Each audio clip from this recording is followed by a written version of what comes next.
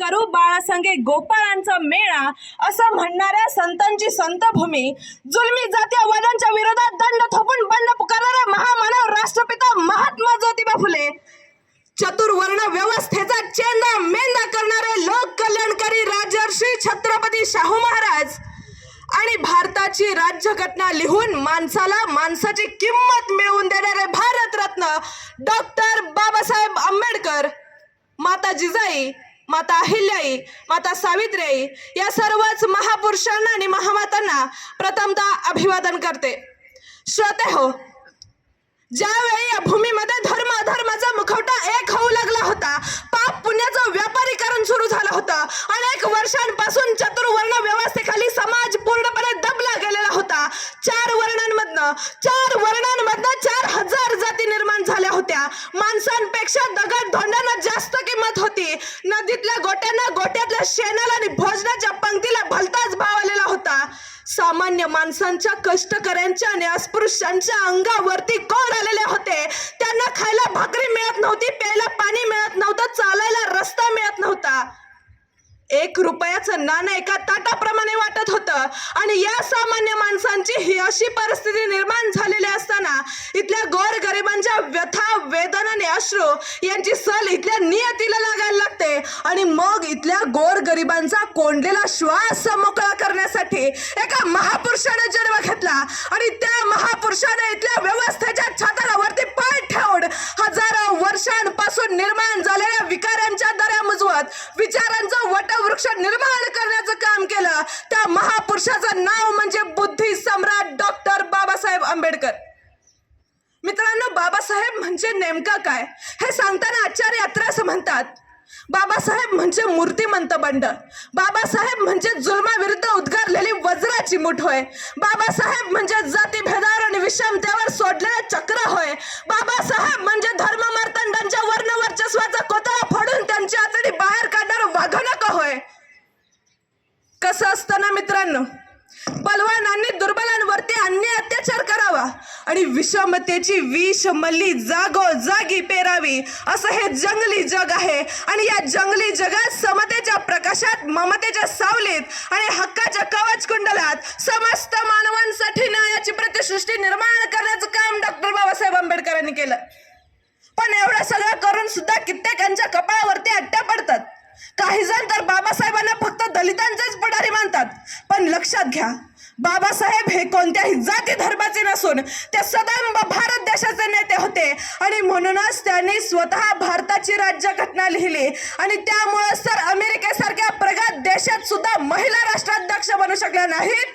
पण भारतामध्ये पंतप्रधान पदावरती इंदिरा गांधी, राष्ट्रपती पदावरती प्रतिभाताई पाटील आणि लोकसभेच्या सभापती पदावरती सुमित्रा महाजन बसू शकल्या.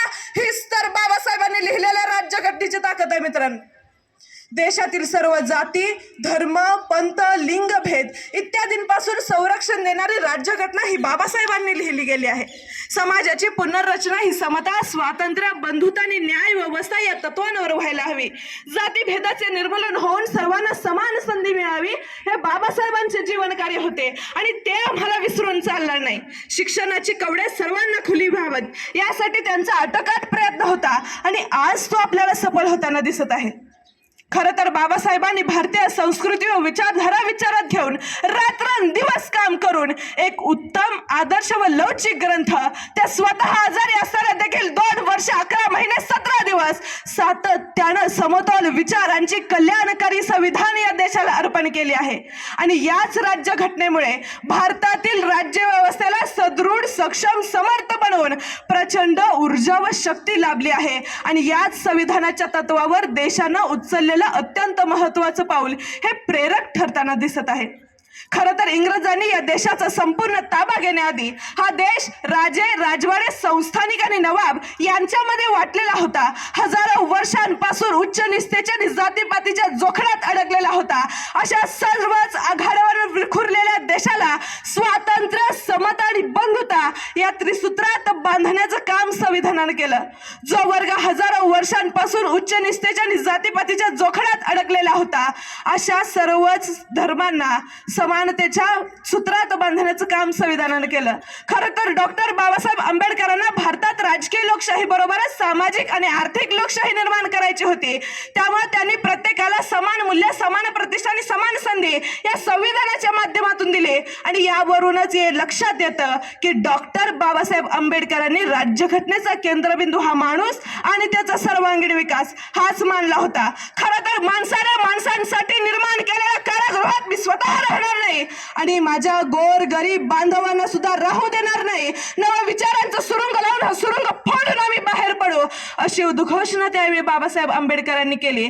आणि अशा प्रकारे त्यांनी सर्वच सामाजिक परिवर्तन घडवून आणलं. आणि त्यामुळेच तर आज देखील बाबासाहेबांना माणसातला देव असं समजलं जातं. याचं कारण असं आहे की बाबासाहेब हे असे भूमिपुत्र होते ज्यांना मातृभूमीला बसणाऱ्या चटक्यांची जाण होती आणि त्यांच्या ओठांवर देशाच्या प्रगतीची गीता होती. आणि त्यामुळेच प्रत्येक भारतीय तरुणानं बाबासाहेबांच्या विचारांचा वसा आणि वारसा पुढे नेण्याची गरज आहे. त्यामुळे जाता जाता मी तुम्हा सर्वच तरुणांना एक संदेश देऊ इच्छिते. हे हात उत्सुकलेले दगडांच्या वर्षावाला, हे हात उत्सुकलेले दगडांच्या वर्षावाला, रोखा ते लावा देशाच्या प्रगतीला, रोखा ते लावा देशाच्या प्रगतीला. धन्यवाद. इथं बोलण्याची संधी दिल्याबद्दल मी सर्व शिक्षक, शिक्षकेतर कर्मचारी आणि संस्थेचे संस्थापक या सर्वांचेच आभार मानते. धन्यवाद.